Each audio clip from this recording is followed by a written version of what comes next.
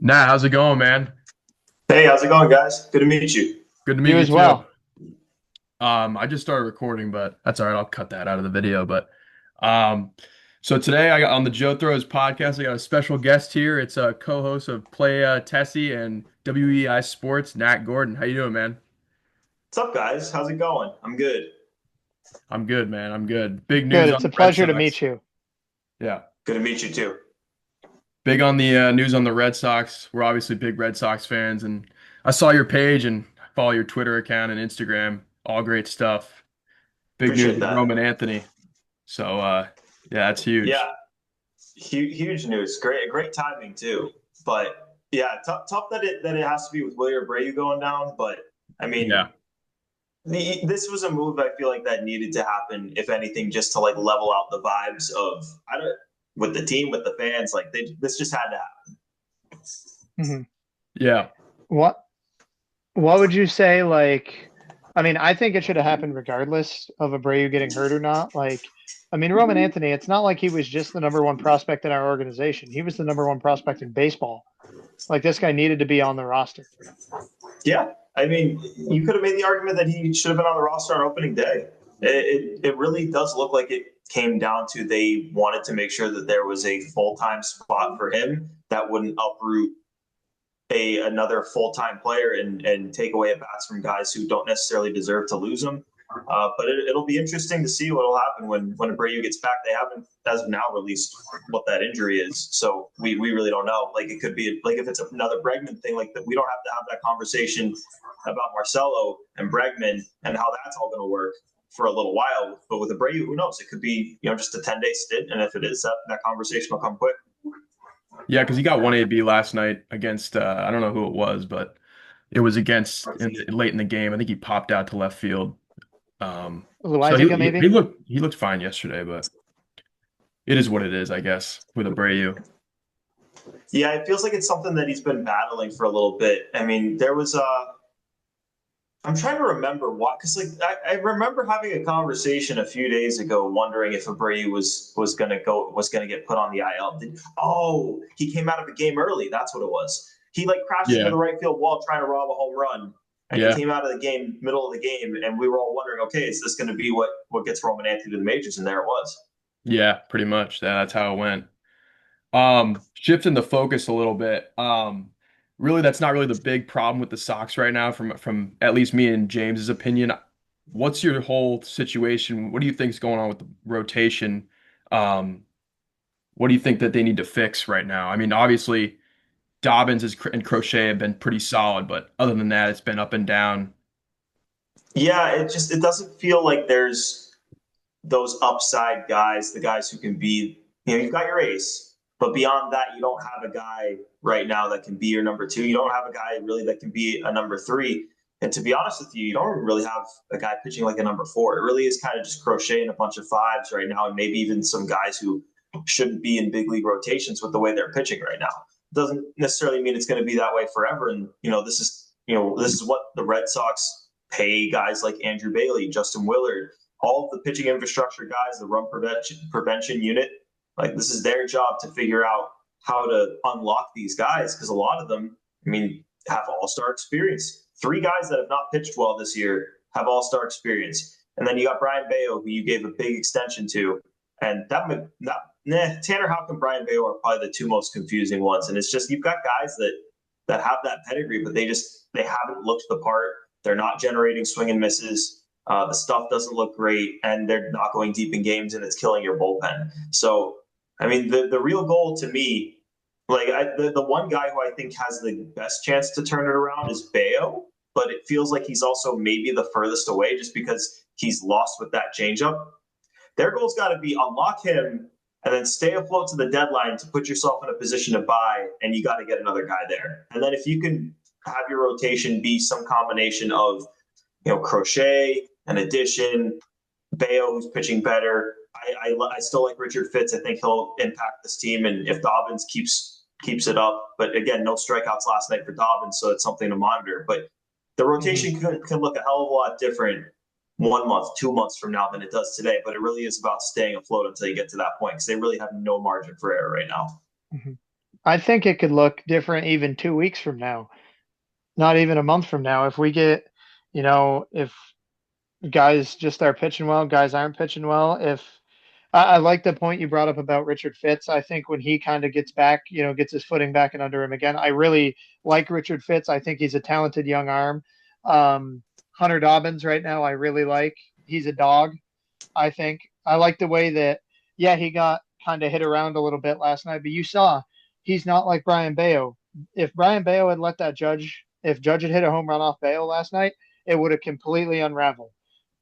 Dobbins didn't let that affect him, and he just continued to go after hitters, which I like. Yeah, he didn't strike anybody out, but he's not afraid to just keep going after guys. Yeah, he's really even keeled guy, level headed. Doesn't look like the moment is too big for him, which says a lot considering he's very new to this. Yeah. And he's asked to step into a situation that I don't think any of us thought he reasonably had a chance to. I mean, the beginning of the year, he wasn't in your top 8 starters. Like that, Quinn Priester was still here too. Like Yeah. there And was then a they traded lot him. that needed to happen for him to get that shot. Yeah. Do you think that Bailey has a lot to do with like the pitch usage with Bayo and even like Giolito and Bueller? Like Bueller's home run he gave up against Wells was a fastball right down the middle at 95, and the guy throws 8 pitches. Bayo still hasn't really developed his changeup this year, and that's been his pitch. That's why he got to the big leagues, I Yep. think. And kind of going off of that, like, do you think that they prematurely signed Bayo to that extension? I wasn't crying about it at the time. I actually liked the extension at the time, and I still think that there's plenty of time and opportunity for him to be the guy they signed him to be. Doesn't necessarily mean he has to be an ace. They're paying him to be, top 3, maybe even 4. You could justify it in the rotation guy, and I think he can definitely be that. But you said it. I mean, it starts with that changeup, and yeah, Andrew Bailey does have a lot to do with the pitch usage, the pitch sequencing that these guys. I mean, the catcher calls the game, but Andrew Bailey and that run prevention unit, they help these guys game plan, and it all really comes from up there. So I mean, we'll see if they change anything. I mean, Bayo's pitching soon. Is he tonight or is he tomorrow? He's Is he tonight. Tonight. tonight? It's Yeah, tonight. he's Okay, tonight. so we'll find out tonight. But that to me, I mean, there's a reason that they're not going to that changeup. He has no confidence in it, and he's throwing it at 90 miles an hour, which basically makes it like a bad sinker. Like Yeah. he's had so much success with it in the past, throwing it 87, 86. It boggles my mind that they can't figure out how to get it back to that point. We saw something similar with Whitlock a couple of years ago, and his issue was when he was stretched out as a starter, his higher like his sinker fastball pitches, those things ticked down because he was throwing more pitches, and for whatever reason the changeup ticked up a little bit, and those two pitches were really close together, and he got crushed because of it because the hitters there's not much variance there. With Bayo, I don't even get it. I don't Yeah. understand how it happened. I don't understand why they can't fix it. And it's going to be on these guys, on the Andrew Baileys up in this organization to help Bayo figure that out because he's a super, super important guy. And practically being unpitchable to this point has been killer. But it was good to see him go 6 innings last start. Still didn't Yeah. think the stuff was close to where you wanted it to be. But he got through 6 innings, and mentally for him, that's going to be a big deal. Yeah. Um, I would say the next thing I wanted to ask you about, and Joey and I have gone back and forth on this a lot. I actually really like Alex Cora, but I can see like why the Red Sox fans and why people would be out on him. What do you think your thoughts are on Alex Cora? Do you think he gets fired? Do you think he's a big part of the problem with the Red Sox? Do you think he's not a problem? I think AC is a brilliant baseball mind. I think he's been a big reason why this team hasn't fully bottomed out outside of the 1 year he wasn't here. But that's not to say that he hasn't been without his flaws this year. I think he'd be the first to tell you he hasn't had a very good year as the manager this year. And I think it all started in spring training. And you can place blame on Cora. You can place blame on the front office with how each of those parties respectively handled the Devers situation, and it's just kind of snowballed from there. Doesn't mean he can't turn things around. But yeah, I mean, when you put a roster on the field that a lot of people predict to make a deep playoff run, and you show up and you're in June and they're 3 games under 500, yeah, the manager deserves some heat for that. Doesn't To me, I don't think his job is at stake. Certainly not during the season. I would be surprised if they moved on from him after the season too. But I think he's more of an asset to this team than he is a problem. I really don't think he's a problem.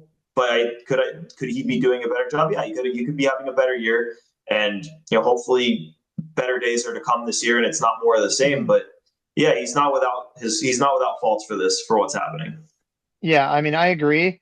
And kind of the point that I tried to make to Joey, and I get that Joey wasn't trying to say this, and not that anybody's saying this, and obviously I agree Cora could be doing much better this year. But I think that, obviously it's not Cora's fault that Trevor Story strikes out twice a game. It's not Cora's fault that we make a million errors in the field. It's not Cora's fault that we get hosed on the base path for no reason. Like little things like that, like baseball mistakes, like you can't blame that on the manager. That's on the player themselves. Cora can't go out there and field a ground ball for him. He can't go out there and hit the ball for him or go catch a pop up or whatever. Like Yeah, those things aren't on him. I agree to an extent. The only thing I'll push back on is the defense, Yep. and they're Yep. leading the league in errors. Actually, I don't know. Maybe they got passed, but they're at the top of the league in errors. This will be the third straight year, and I agree. Like the players are the ones making those mistakes, but I mean, you look at the rosters, and it's just been okay. Like they had Devers at first, and now it's Bregman. They had Dahlbeck at first, and then they went to Casas, and now it's a revolving door. They had a revolving door at second base. Now it's Campbell. They had Story at short, and then they had a bunch of cast of Yeah. characters there while he was down. The outfield was whatever, and now it has Cedon and Willier in it, and Durant moved around. Like it's not been the same group making all the errors. It's been a different cast, and Mm-hmm. those mistakes are still there. That said, they are like not bad in some other defensive metrics No, because Rafaeli has that been aren't really air good. related. Yeah, it really is like the Rafaela, Willier, Carlos Narvaez trio that's kind of Yeah. buoying those. But yeah, I mean, it's tough because I don't like blaming someone for something I can't like pinpoint that they're the issue with. Like, yeah, the Red Sox players are the ones making the errors, but it's a different cast and it's kind of the same thing happening over and over again. I really can't explain it because they've also gone through multiple infield coaches in that time. Yeah. But like, how can you look at anyone else? I That's think true. I think it all starts with the offseason, honestly. Like the whole thing with are you going to get another big bat like Bregman and you waited until February. And then that just started a whole dilemma with Breslow, Cora, Devers. Yeah, I mean, I don't think you can't fire Cora, obviously, and I'm not saying you should because he's got 3 years left on his deal. You just sign him to a big contract. There's no point in firing the guy when you're still paying Chris Sale. Yeah, I mean, no, it's just there's just so many things that you could do so much better without being the best player on the field, like making the routine plays, taking care of the baseball. I played college baseball, so it's a whirlwind, I think, a little bit. But no, I'm not. Definitely. Cora's a good manager, but he's having a tough year, I think, this year, and it's not just him; it's everyone. But yeah, I think it's fair. I think that's fair. I agree. Um, what do you feel are some things that, maybe the Red Sox fans like Joey and I have to look forward to? Like, I think that we have a lot of really great young talent on this Red Sox team that could propel us to the next level within the next few years. Well, if you're talking short term, what there is to look forward to is even if the team doesn't compete, three of the lineup spots every single day, or at least against right-handed pitching, most days are going to be Roman Anthony, Marcelo Meyer, Christian Campbell. So even if the team falls out of it, like you're going to watch those guys grow. It'll be kind of like the days where the Red Sox were, yeah, they were in last place, but you had Mookie in the lineup, you had Xander in the lineup, you had Jackie in the lineup, and you 2014, saw yeah. that team grow into the team that it became.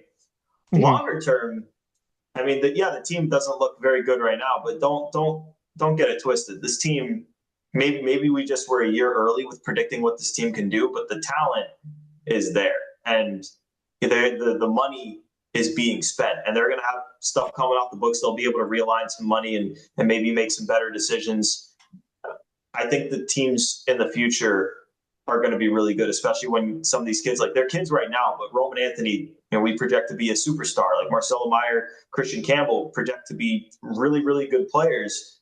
Add those guys in with guys like Devers, guys like Abreu, guys like Durant, guys like Rafaela. Hopefully Bregman resigns. Like that's a lot of talent. You got Crochet on the mound. You're going to have to augment that rotation. But yeah, I mean, there's a lot of talent in this organization, and it's more like they have hard decisions to make, but they're good decisions because they've got Yeah. a lot of talent. Mhm. Do you think it was a bad idea to try to make Campbell play first and putting Meyer at third? Do you think that that's a bad thing to have a rookie switch around in different positions and put them in different situations when they need to just be able to swing it or make contact with MLB level pitching? Yeah, I mean, my first choice would have been to play Rafael Devers at first. And once Yeah. he said no, and that became clear that he wasn't going to do that. And remember, this is all before Bregman goes down. Yeah. Campbell going and playing first base was going to be how you could get Marcelo Meyer to the majors. Now, once Bregman went down and Marcelo could come up and play third, then the Campbell to first base thing really didn't make much sense anymore. And it took them a few days to kind of realize that and shut it down. But I think that's why they did shut it down. But yeah, my first choice would have been Devers at first. I think Christian Campbell going over there it was a stretch. It was going to be tough on him. Yeah. He was already struggling at the plate, playing multiple positions. Playing second base and center field. He's played some left field this year too. Now throwing a fourth position on his plate, it's a lot. And to do it while you're struggling at the plate is asking a lot. I think when Marcelo Meyer getting called up was going to be the beneficiary of it, I think it was probably worth it. But once that wasn't necessary, I'm glad they cut it off. And maybe it's a coincidence, maybe it's not. But he's hit the ball a little bit better the last couple of days.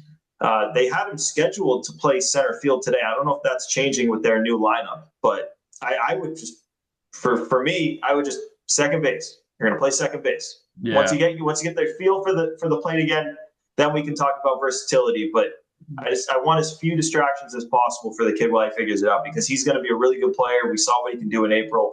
He's going to do all that again and more, but got to put him in a position to succeed. It's like they're going to platoon Meyer and have him face lefties, or have him not face lefties, put him in a position to face as many favorable matchups as possible because they want to put him in a position to succeed. They got to do the same with Christian Campbell. Yeah, I mean, I agree with that, but at the same side of that coin with Marcelo Meyer, I want him getting reps. I want him playing. I need that guy in the lineup every day. I didn't want to call him up and sit him on the bench. I don't care that Abraham Toro's hitting 300. It's Abraham Toro. He's going to fall off eventually. Yeah, I think that's fair. I just think that that conversation gets emphasized because the Red Sox just happen to face a bunch of lefties in a really short span. Yeah. This series with the Rays, it's 3 straight righties. I don't know what the Yankees have coming after that, but I mean, the overwhelming majority of these games. Yeah. So, I mean, you might get some lefties with them, but the overwhelming majority of games that the guys the Red Sox face, they're almost always righties. It's like 75, 80% righties. So he's going to be in the lineup most days, and maybe in the right spot. I mean, last night you saw they had the big lead. They had Marcelo come out, face the lefty. Put him in the right spots, low pressure situations. He'll get the hang of it. Like, he's not going to platoon forever. Like, they had Jaron Duran doing this. They had Rafael Devers doing this. Like, this is what they do, and it's worked for guys. And they've developed a lot of really good hitters doing it. Yeah, and I've known that my whole life. I've seen like Cora do that from the beginning, like you just said. Like the lefties that come up, like Abreu, Duran, Devers, Cassis, they all didn't face lefties in the beginning. Like you just said, like they didn't face them because the older guys like Toro have that experience against them versus guys Ref like Snyder. Like them. But I think that's a good point. I think you make a good point on that. Yeah, definitely. I also wanted to ask, what are your thoughts about the Jaron Duran trade rumors, and what do you think would be a feasible option for him if we were to trade Jaron Duran? It's an interesting conversation, and we're gonna hear a lot more of those conversations once Abreu's back. Obviously, those rumors are gonna be halted until they have an overflow of guys that they want to be playing in the outfield.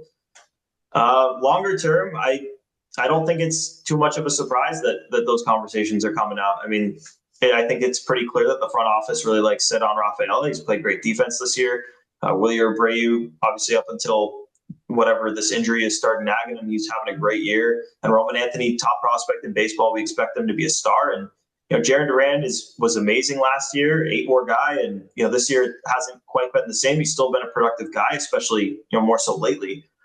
I mean, I wouldn't trade him this year. I wouldn't trade him in the season if they're competing, but in the off season, I mean, I wouldn't. I'm not totally against it. It's got to be a huge return. It's got to be a huge return. Like you can't. Like if you're going to trade Jared Duran, you got to make sure that you don't end up looking like you did trading Chris Sale. If Jared Duran goes to San Diego, wins an MVP out there, and the guy you got for him is nothing, like that's how you lose your job. So you better be damn careful. But they're going to have to trade an outfielder, and they're going to have to make a tough decision.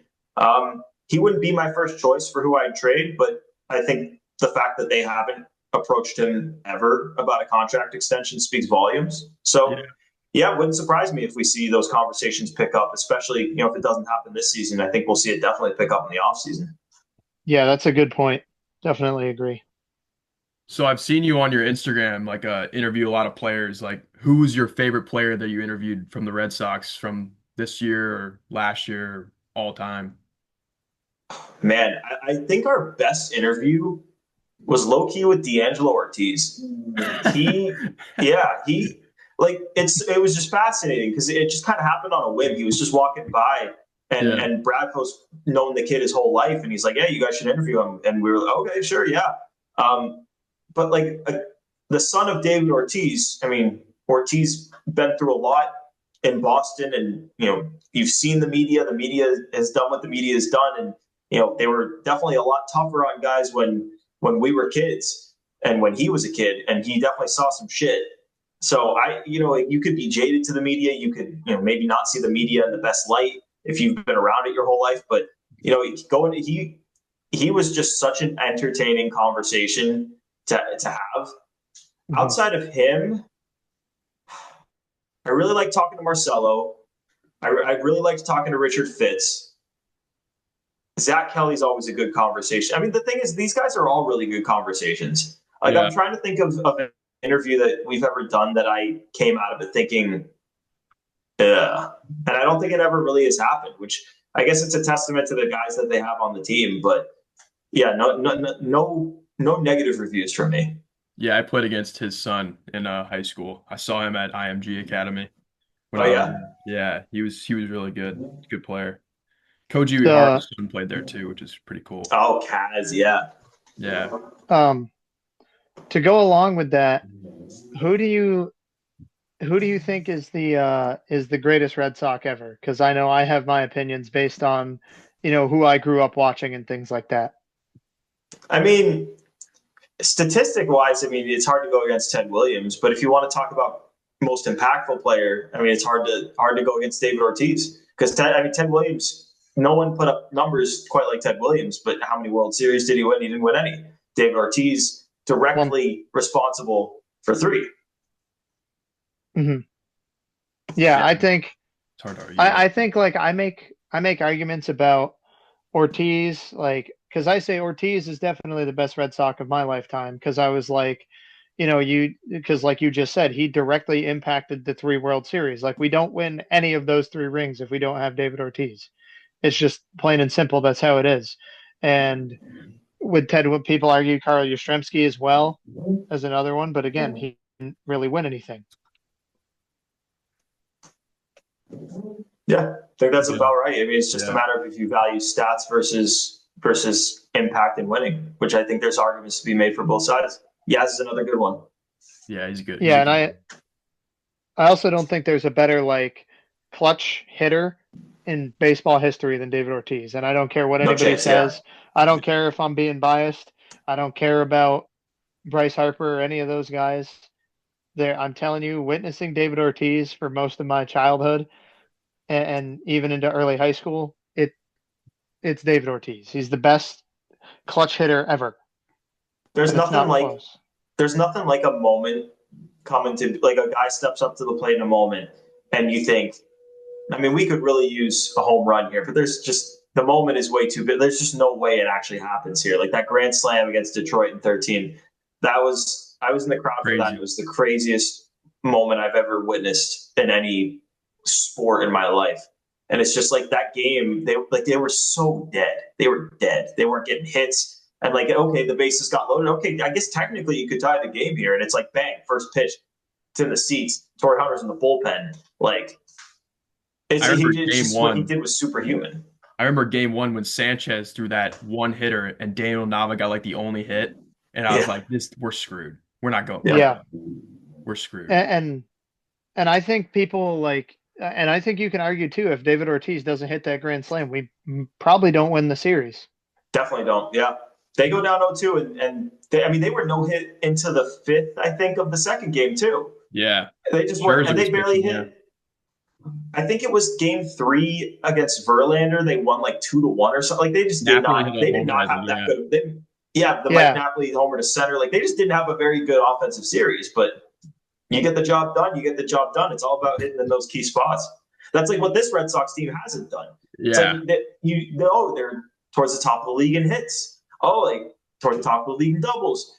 But when the game is on the line, are you getting the hits that matter? Because that's what directly leads to wins and losses. And this team certainly hasn't had like a David Ortiz kind of guy who gets up in those spots and always comes through.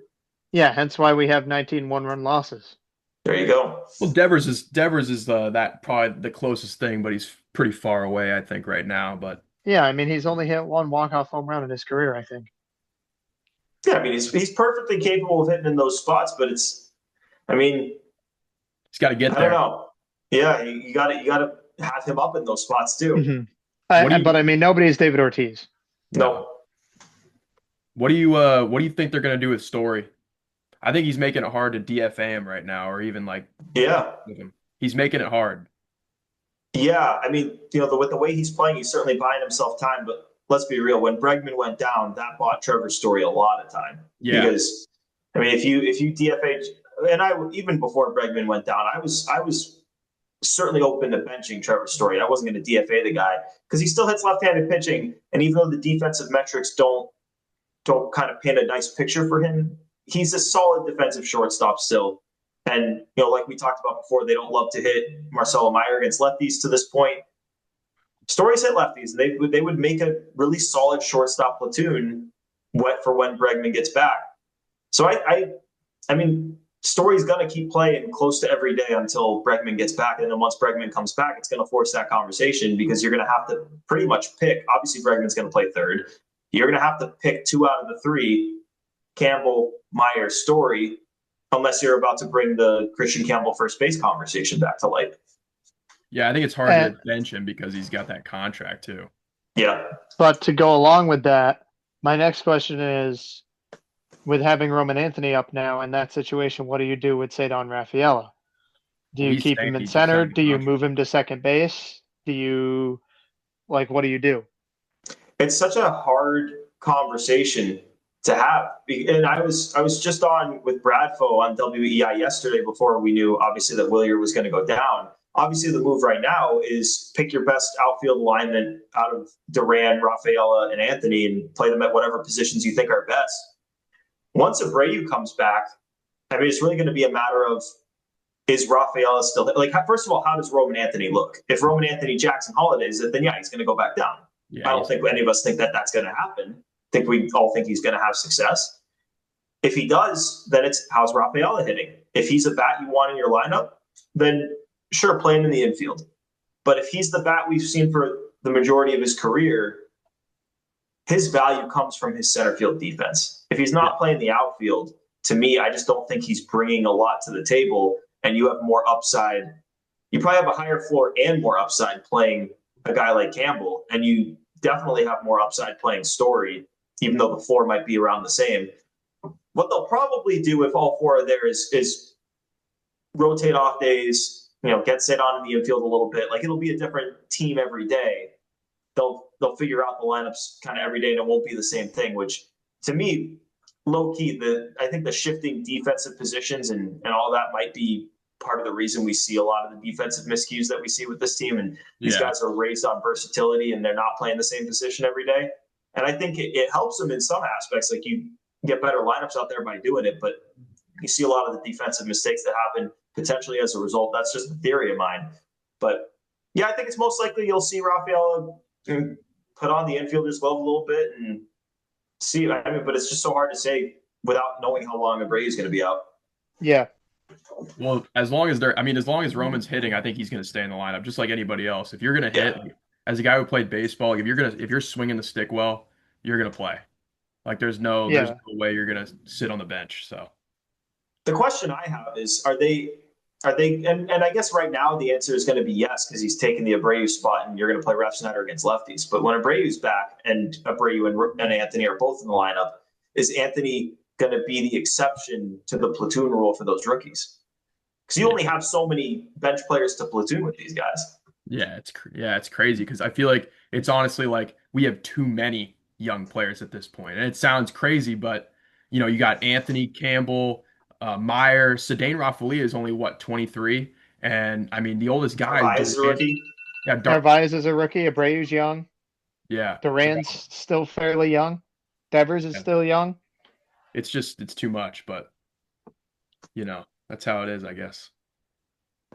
Yeah, I mean it's a young team. This is kind of the reason why I think they didn't want to start the season with all these guys on the rosters because it's really hard to have consistency and win with 4, 5, 6, 7 rookie or second year guys in the lineup. Like that's a lot to ask of guys who have not experienced winning in any capacity in the major leagues before. Yeah.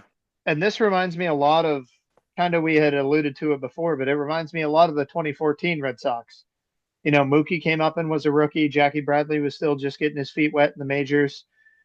Bogarts was young that year. So, you had like our three big guys and Jackie Bradley and Mookie Betts and Xander Bogarts, three of our key guys that helped us win World Series that, were just barely getting their feet wet in the majors. But it's one of the things that even with them, like we saw the potential, but we just had to ride it out and be patient. Yeah, and if the Red Sox don't go on a run here and they fall a little bit further and further out and they start talking about selling at the deadline and all that, I mean that's going to be what you have to point to is you're seeing the future on the field right now and you're going to watch these guys grow. And even though it's not as fun as watching the team win and make it to the postseason, it is still a product worth watching when those three are in the lineup. Definitely. Yeah, I agree. Gordo, thank you so much for your time, man. I know you got to go, but I Yeah. appreciate Thank you. you hopping on, man. Really appreciate it. It was Yeah, awesome. thanks for having me Yeah. on, guys. It was fun. Yeah. Yeah, Really great to pick hope your to brain stay in about the touch, Red man. Sox. Yeah, sounds good, guys. If you ever All need right. anything, just hit me up. All right. Yeah, I will. Yeah. Thank you. Have a good day, man. Have a good night. All right.